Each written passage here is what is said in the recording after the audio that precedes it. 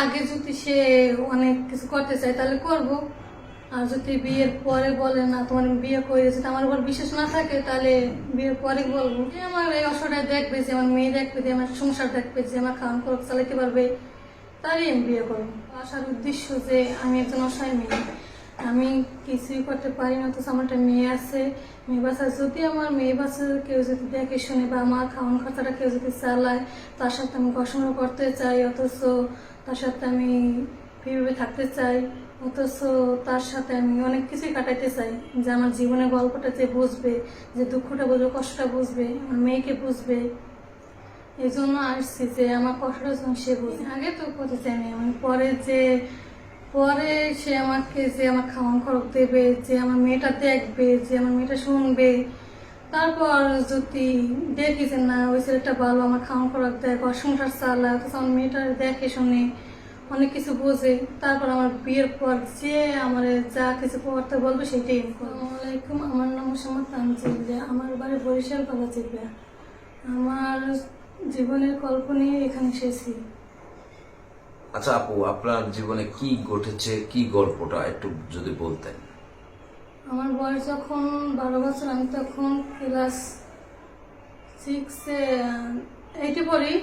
তখন আমি যখন 8-এ পরীক্ষা দিয়েছি, 9-এ উঠছি, 9-এর পর যখন 10-এ পরীক্ষা দেবো, ওই সময় আমার বাবা বিয়ে দিয়েছে। আমার বাবা অনেক গরিব, এর জন্য যাই পারছে অনেক চেষ্টা করে ইচ্ছা সহকারে বিয়ে দিছে।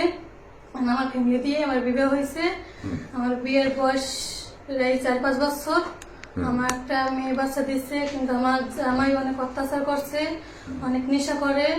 কিন্তু আমার জামাই অনেক চেষ্টা করছে বুঝাইতে, কিন্তু সে বোঝে নাই। অনেক খারাপ ব্যবহার করছে, আমার শ্বশুর শাশুড়ি, আমার জামাই সবাই খারাপ ব্যবহার করছে, যৌতুকের কারণে অনেক জ্বালাপোড়া করছে। কিন্তু আমার বাবা আবার যতটুকু সম্ভব ততটুকুই আমাকে দিছে, কিন্তু এর ভিতরে আমাকে দিতে পারে না। বিরুদ্ধে আমাকে অনেক অত্যাচার করছে। আমার জামাই অনেক নেশা করে, এই যে গাঁজা কয়, কিচেনি কয়, আবিসিবি, এগুলো তো আমি নাম জানি না, ওগুলো আমার জামাই খায়। অনেক নিষেধ করার পরও কিন্তু আমাকে অনেক মারধর করছে। আচ্ছা, তো আপু আসলে আপনার যখন মানে মানে মেট্রিক পরীক্ষার সময় বিয়ে হয়েছে, মেট্রিক পরীক্ষা তো দিতে পারেন নাই? না। আচ্ছা, দিতে পারেন নাই। তো আসলে আপনার যখন বিয়েটা হয়, বিয়ের আগে তো যেমন গ্রামের একটা নিয়ম আছে, ছেলে মেয়ে দুজন দুজনকে দেখে। তো আপনি কি দেখতে পেরেছেন আপনার স্বামীকে? জি না, আমি দেখিনি। মানে দেখানোর কোনো সিস্টেম নাই আপনাদের ওইখানে? না।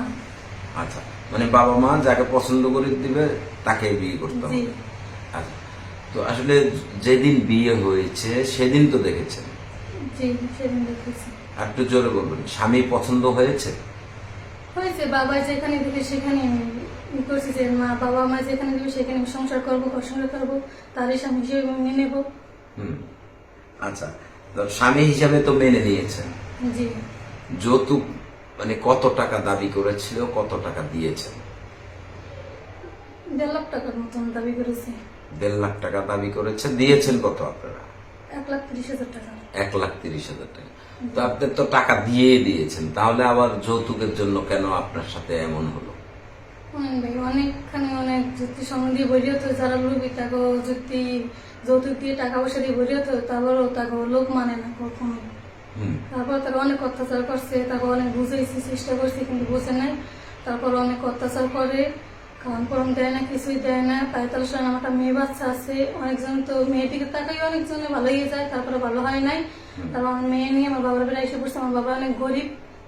আচ্ছা, তো এই যে মেয়ে নিয়ে বাবার বাড়ি চলে আসছেন, আপনার স্বামী ধরেন বাজে পথে চলে, মানে খারাপ পথে চলে, আপনার তো শ্বশুর শাশুড়ি ছিল, তাই না? শ্বশুর খারাপ ছিল, শ্বশুর বেশি জ্বালাইছে, স্বামীরে যেটা বলছে সেটাই শুনছে। আচ্ছা, শ্বশুর শাশুড়ি কেন আপনাকে জানাইতো?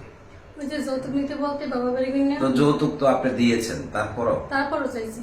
তো যৌতুক তো দেওয়া আইনগতভাবে একটা অপরাধ, জি। এটা তো জানেন? জি, তারপর আমি আমার বাবার মেয়ের সুখের জন্য দিয়েছি। আচ্ছা, তো আপনার যখন দেখা যাচ্ছে যে আপনাকে যৌতুকের জন্য বারবার মানে করে, তখন আপনি আইনগত ব্যবস্থা নিলেন না কেন? মনে করছি তো যে ভালো হইবে, দেখিনি ভালো হয়, দেখিনি ভালো হয়, দেখি না যে ভালোই হয় না। তারপর অনেক মারধর করছে, তারপরে এই ডিভোর্স হয়েছে। মানে টাকা পয়সা দিয়েও সংসারটা ধরে রাখতে চেয়েছেন? হ্যাঁ। আচ্ছা, কিন্তু ধরে তো রাখতে পারেন নাই। না, জি না। আচ্ছা, স্বামীর ঘর থেকে আসছেন কতদিন হলো? এই 2 বছর হয়েছে। 2 বছর হয়েছে। জি। আচ্ছা, এই যে 2 বছর ধরে যে আপনার স্বামীর ঘর থেকে চলে আসছেন, আপনার বাচ্চাটার বয়স কত? 3 বছর। 3 বছর। জি। তার মানে 1 বছরের বাচ্চাটাকে নিয়ে বাবার বাড়িতে চলে আসছে। জি। তো এরপরে কি স্বামী কখনো আপনার স্বামীকে আপনার বাড়িতে কিংবা আপনার সাথে যোগাযোগ করতে চেয়েছিল কিনা? না, চাইনি, যোগাযোগ করে নাই এবং চাইও না। যোগাযোগও করে নাই এবং যোগাযোগ করতেও চায় না। চাই না। আচ্ছা, এই যে যোগাযোগ করতে চায় না কিংবা যোগাযোগ করে না, তো সেক্ষেত্রে আপনারা কোনো আইনগত ব্যবস্থা নিলেন না কেন? আইনগত ব্যবস্থা নিচ্ছি, তারা একটু ক্যামেরার দিকে তাকায় কথা বলুন। হ্যাঁ, বলেন। আইনগত ব্যবস্থা নিছি, তারা অনেক ঝামেলা কইরা, ওই যে টাকা পয়সা দিয়া অনেক ই করছে, এই জন্য আর ই করতে পারিনি। মানে টাকা পয়সা কাকে দিচ্ছে? আমার জামাইরা দিছে, হুম। মানে যেখানে আমরা আইনগত ব্যবস্থা নিছি সেখানে দিয়ে হুম। তারপরে মানে আইনগত ব্যবস্থা হালকা করে ফেলাইছি। হুম। আচ্ছা, তো আসলে এই যে মানে এলাকার চেয়ারম্যান মেম্বার তাদেরকে কি জানাইছিলেন? জি, জানাইছি। তারা কি বলছে?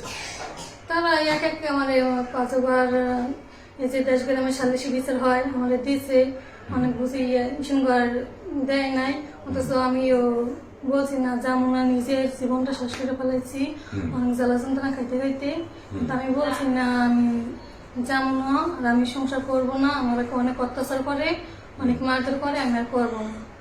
এবার আমার জামাই বলছে যে আমি নিব না, আমি ডিভোর্স দিয়ে দেবো, তারপর আমার জামাই ডিভোর্স দিয়ে দিয়েছে। হুম। আচ্ছা, তো আপনার যে কাবিন কত টাকা হয়েছিল? কাবিন 2 লক্ষ টাকা হয়েছিল, হ্যাঁ। কিন্তু 2 লক্ষ টাকা আমাকে দেয়নি। কত টাকা দিয়েছে? আমাকে শুধু 40,000 টাকা দিয়েছিলে। হ্যাঁ। ওখান থেকে আবার আমরা মানে ওই যে আইনগত ব্যবস্থা নিছি, ওখানে আবার 30,000 টাকা দেওয়া লাগছে। তো লাভ কি হলো? লাভ কিছুই হয় নাই, লস তো আমারই হয়েছে। আচ্ছা, তো আসলে এই যে স্বামীর সংসার থেকে চলে আসছেন, এখন একাকিত্ব জীবন, জি। তো আসলে এই যে ক্যামেরার সামনে আসার মূলত উদ্দেশ্যটা কি আপনার, মানে কি কারণে আসছেন? কিন্তু একটু জোরে বলবেন। তার মানে বিয়ের পরে তার সাথে অনেক কিছু করতে চান না বিয়ের আগে, সেটা প্রশ্ন করেছি। আচ্ছা, তো বিয়ের পর যা কিছু বলে তাই করবেন। আচ্ছা, স্বামীর ঘরে যখন ছিলেন তখন কেন স্বামীর কথা ঠিক মতো শুনেন নেই কিংবা স্বামীর চাহিদা পূরণ করেন নাই? স্বামীর চাহিদা পূরণ করছি, স্বামীর কথা মতো চলছিও, কিন্তু একটু জোরে বলেন প্লিজ। স্বামীর কথা মতো চলছি, অথচ স্বামীর চাহিদা পূরণ করছি। স্বামী যে জায়গায় যেতে বলছে ওই জায়গায় গেছি, স্বামী যে জায়গায় নিষেধ করছে ওই জায়গায় যাইনি, কোনো জায়গায় যাইনি। যদি হে বলছে হয় যাবা তাহলে গেছি, আর যদি বলে যে না যাবা না তাহলে যাইনি, কিন্তু তারপরও ধরে রাখতে পারলাম না। তারপরেও ধরে রাখতে পারেন না।